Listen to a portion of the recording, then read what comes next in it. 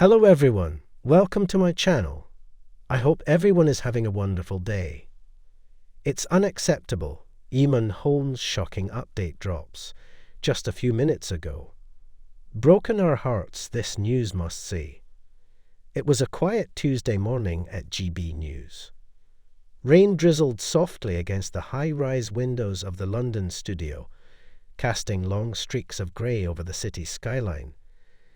Eamonn Holmes adjusted his tie in the green room mirror, his blue eyes sharp but tired, reflecting more than just the fatigue of early mornings. This was his domain now, GB News, his professional haven since leaving this morning, a space where he could still speak freely, still shape the news, even if the world outside felt like it was slipping out of his grasp. But today, there was a different kind of tension in the air. Rumours had been swirling for weeks, and now the confirmation had hit the tabloids like a thunderclap. Eamonn Holmes and Ruth Langsford, split after 14 years of marriage. Eamonn had remained silent, until now. As he walked toward the studio floor, his producer Ellie caught up with him. "You okay for this morning's segment?" she asked gently, eyes scanning him for signs of wear.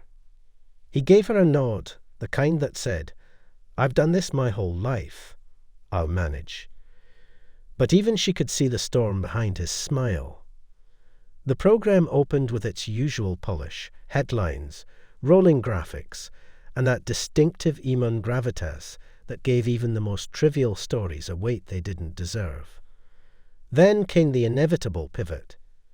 His co-host Isabel Webster glanced across at him, her eyes flickering with careful concern. "Eamonn, before we move on, there's been a lot of speculation lately.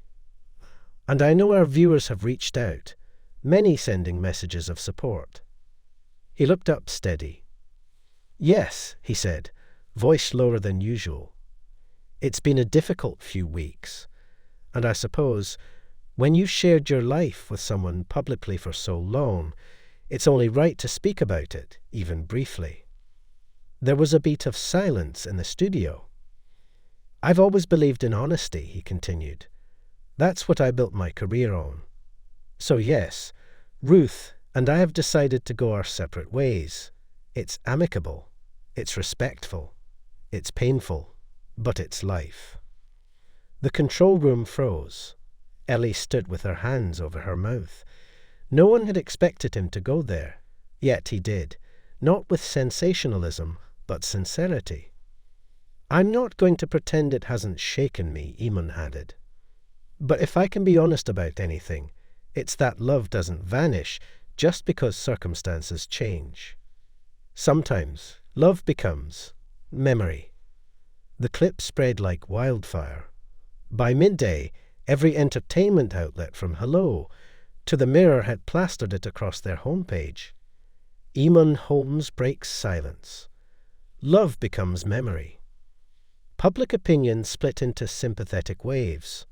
Fans flooded social media with messages, some nostalgic for the golden days of this morning with Eamonn and Ruth, others admiring his candour. But behind the scenes, Eamonn felt hollow. After the show, he declined the usual debrief and quietly exited through the back door of the studio. The sky was still grey, a fitting mirror of his mood. He didn't go home immediately. Instead, his driver took him to a place he hadn't visited in years, a quiet corner of Richmond Park. Here, among the rustling oaks and winding paths, he found solace. This had been their thinking place. Long before TV, before daytime schedules and awards, this park had been where he and Ruth planned their future. He sat on the same old bench, one they'd once nicknamed the Big Decision Bench. And for the first time in days, he let the tears come. That evening, back in his flat, quiet, minimalist, stripped of photos, he found a letter waiting for him.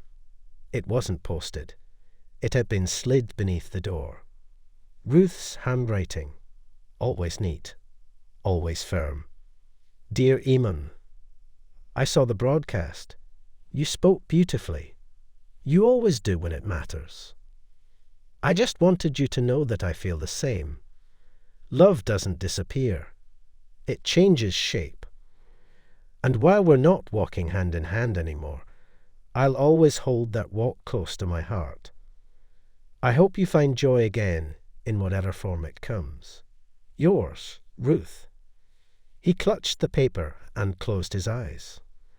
Their story wasn't a scandal. It was a human moment, grief, transition, respect.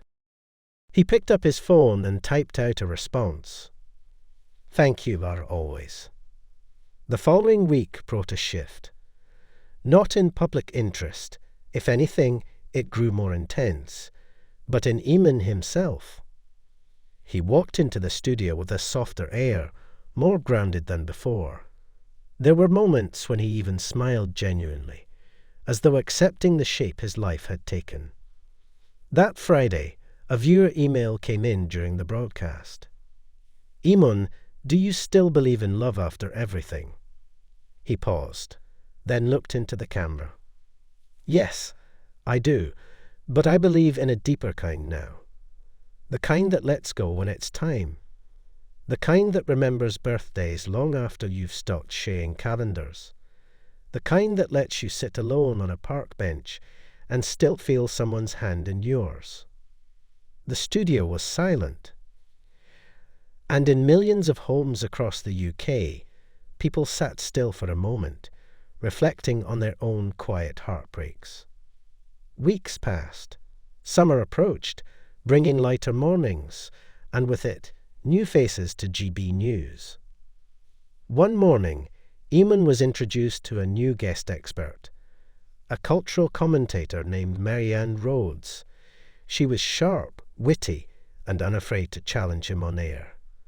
Their banter quickly became a feature. At first, he didn't think much of it, but over time, something shifted. She noticed when his back ached and brought a cushion. He noticed when she was flustered and handed her a post-it with a joke to make her laugh. They never flirted, but they understood. One morning, after a particularly lively debate about AI in journalism, Marianne laughed as they cut to break. You're not bad for an old school guy, she teased.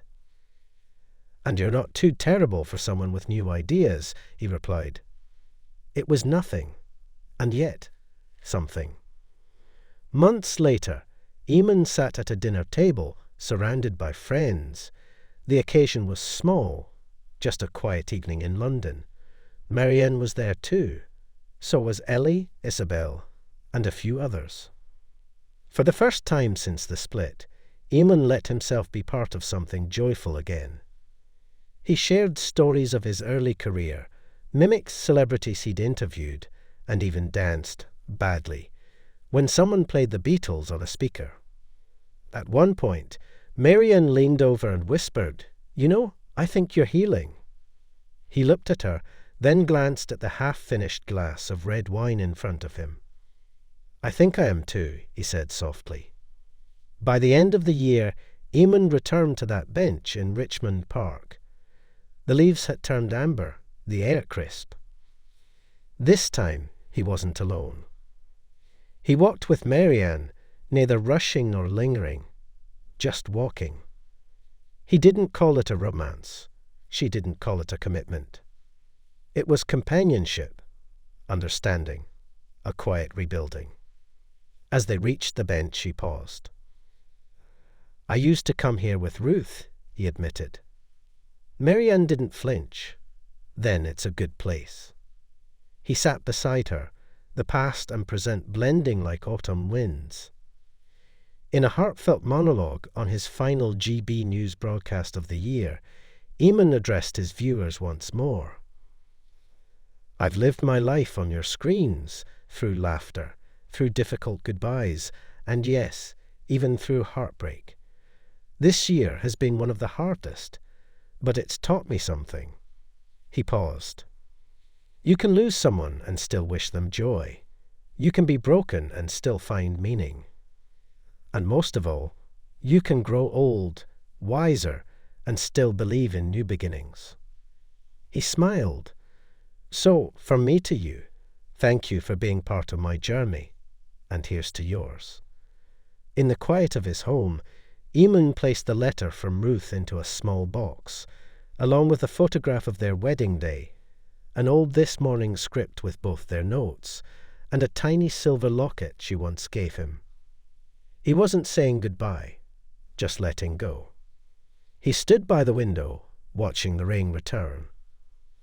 But this time, it didn't feel so grey.